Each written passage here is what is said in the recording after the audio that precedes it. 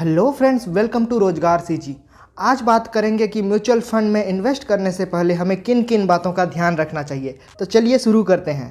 पहला पॉइंट है type of mutual fund plan. इसमें एक है डायरेक्ट प्लान और दूसरा है regular plan. Direct plan mutual fund में कंपनी आपसे डिस्ट्रीब्यूशन एक्सपेंस या ट्रांजैक्शन चार्जेस नहीं ले सकती है, जबकि रेगुलर प्लान म्यूचुअल फंड में मिडलमैन या ब्रोकर का सेल कमीशन इन्वॉल्व होता है जो चार्जेस में इंक्लूड होता है। हम सजेस्ट करते हैं कि म्यूचुअल फंड लेते समय आप हमेशा डायरेक्ट प्लान म्यूचुअल फंड ही चुनें, जिससे कम चार्जेस लगने पर आपका रिटर्न बढ़ जाएगा। दूसरा पॉइंट है मोड ऑफ इन्वेस्टमेंट। इसके अंदर आ जाता है SIP और लमसम।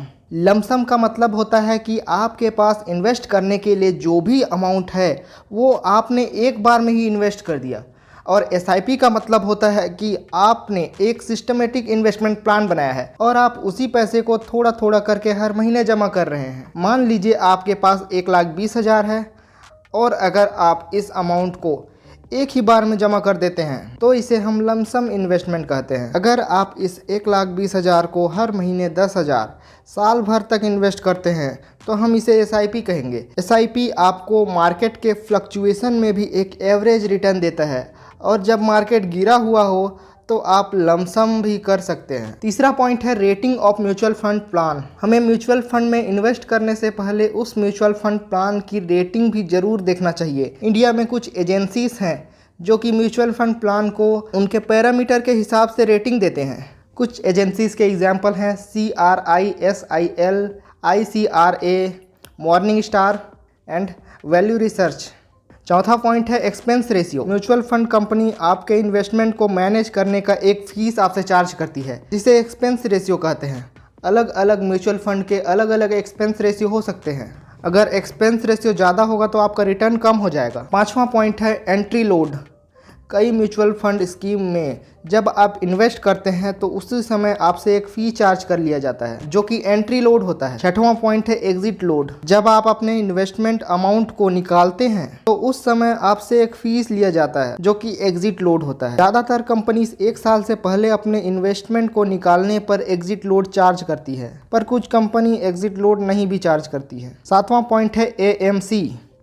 AMC का मतलब होता है एसेट मैनेजमेंट कंपनी। इन्वेस्टमेंट से पहले आपको चेक करना चाहिए कि आपके इन्वेस्टमेंट को कौन सी कंपनी मैनेज करने वाली है, क्योंकि जो टॉप AMCs हैं उनमें आपके इन्वेस्टमेंट को टॉप फंड मैनेजर्स मैनेज करते हैं। आठवां पॉइंट है असेट अंडर मैनेजमेंट। इसका मतलब है कि एक म्यूचुअल फंड कंपनी कितने बड़े फंड को मैनेज कर रही है। इससे पता चलता है कि उस फंड में कितने लोगों ने इन्वेस्ट किया हुआ है। 9वां पॉइंट है बेंचमार्क। इसका यूज आप म्यूचुअल फंड स्कीम को कंपेयर करने के लिए कर सकते हैं। 10वां पॉइंट है फंड मैनेजर। फंड मैनेजर वो पर्सन है जो डिसाइड करेगा कि आपका पैसा किस कंपनी में इन्वेस्ट होगा। म्यूचुअल फंड का रिटर्न काफ़ी हद तक फंड मैनेजर के ऊपर भी डिपेंड करता है। 11वां पॉइंट है होल्डिंग्स। इसका मतलब होता है कि म्यूचुअल फंड स्कीम ने किस किस कंपनी के शेयर्स में इन्वेस्ट किया हुआ है। 12वां पॉइंट है लॉन्च डेट। इससे आप पता कर सकते हैं कि कोई म्यूचुअल फंड प्लान कितना पुराना है, क्योंकि म्यूचुअल फंड प्लान जितना पुराना होगा उसे हम उतने ही अच्छे से जज कर पाएंगे। 13वां पॉइंट है लॉक इन पीरियड।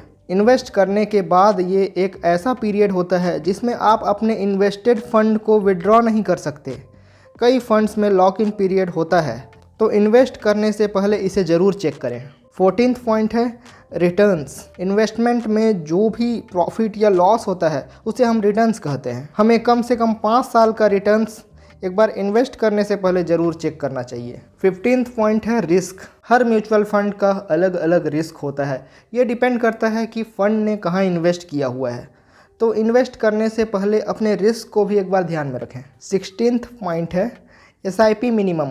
इसका मतलब है कि आप किसी फंड में मिनिमम कितना इन्वेस्ट कर सकते हैं।